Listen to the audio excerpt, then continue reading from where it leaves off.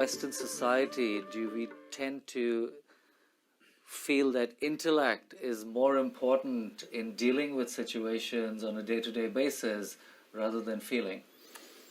I think it's a European hangover. Descartes, I think for long periods of time, human societies have suffered this struggle for survival. When you want to survive, your ability to discriminate is the most important quality, otherwise you don't survive. Till we create kind of societies where everybody can survive, this cannot be put to rest. So this is the reason why Eastern societies did not bank so much on intellect, but on intelligence. There's a distinct difference because probably in English language, there is no words to describe different aspects of one's intelligence. In Sanskrit language, there are at least 8 dimensions of your intelligence. So intellect is just one of them. Intellect is very useful for survival process because it gives you discriminatory capability. If you allow your intellect to find out anything, suppose you want to know this flower through your intellect, you will see the only thing you will do is pull it apart and try to know it. Dissection is the way of the intellect. So if you want to know your mother, please don't dissect, okay? That's not the way life happens. If you want to know life in its entirety, you need other dimensions of intelligence.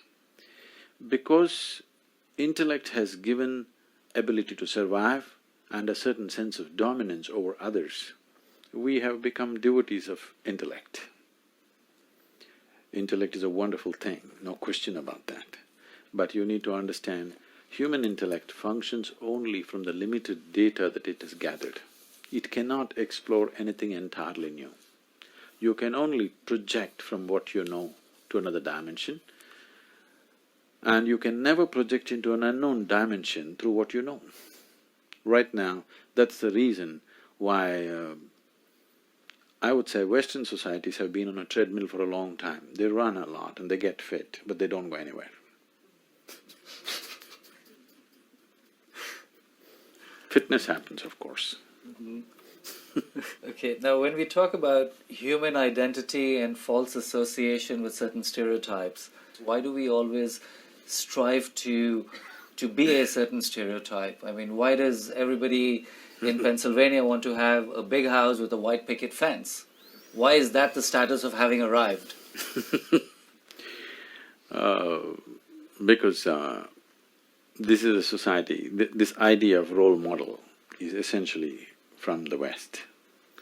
So a few months ago I was being interviewed by someone from here, and this lady asked me, "Who is your role model, Sadhguru?" I said, "I don't roll with the models."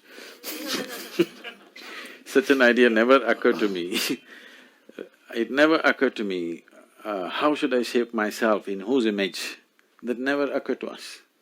Because the East is always looking at how to turn inward and discover the deeper potential in you, never going out to be like somebody else. This is something which is there in the natural ethos of India, that you cannot be somebody else. You can never ever be someone else, you can only be yourself. And how to make this yourself into your full potential, full-blown growth is all. The traditional yogic examples go like this: if a mango tree looks at a coconut tree and thinks coconut tree is taller and aspires to become a coconut tree, it will become a no-good mango tree. So, every life is unique in its own way and has its own place. The only thing that life has to do is to find the necessary nourishment to get full-blown growth. If you become a full-blown yourself, and that's all you can do, otherwise you will become pretentious. So the problem is, once you go by your intellect, these two things are very connected. Once you go by your intellect, you will have a whole lot of information but you don't know anything. This is modern education. You have a whole lot of information with you, everybody is rattling out what… In a dinner party you can see people saying exact distance between planet Earth and planet Mars and everything, but what relevance is it? It is just that you can gather information like this. When you have information, you have a false sense of feeling that you know everything, but you know nothing. It may help you in the financial market to have information, but with life, what is needed is not information, what is needed is profoundness of purchase that you have into life. You need traction into life, experiencing life. You cannot know it. If you read a book and you think you know life, or you figure out something in your head and you think you know it, no. You have to experience it. The profoundness of your experience is what makes this life. So if you go by the intellect, imitation is a natural process, and that's how the role models come. Can I tell you a story? Please. I always seek your permission because the moment I start once upon a time, a lot of people think it's bedtime, you know. That's the only time somebody told them a story. So this happened in early 20th century. In 1910, there was a man whose name was Topiwala. Topiwala means a hat seller, you know, people's second names indicate their trade sometimes. So he's going from village to village, town to town, selling hats in the tropical heat. One afternoon he felt tired and he went and sat down under a tree, opened his meager lunch, ate and dozed off. After a little while he opened his eyes and to his horror, all the hats were gone. He looked all over the place, no hats. When you do everything possible, when you don't know what else to do, people pray. So he looked up to pray and he saw a bunch of monkeys sitting there, all hats on. So he screamed at them, they screamed back at him. He abused them, they abused in their own language. He picked up whatever he could and threw it at them, they picked up whatever they could and threw it back at him. Not knowing what to do, out of sheer frustration, he took his hat and flung it on the ground. All the monkeys took their hats and flung it on the ground, and he picked them up and went about his business. 2013, December 21st, another man was going around selling hats. His name also happens to be Topiwala. And one afternoon he went and sat under a tree, ate his elaborate lunch, 21st century, you know, and promptly fell asleep. After some time he woke up, hats gone. He didn't look here and there, he looked straight up. A bunch of monkeys were sitting hats on. He got up and jived, they all jived. He made funny faces, they made funny faces. He had all the fun he wanted to have. When he was done, he picked up his hat and flung it on the ground.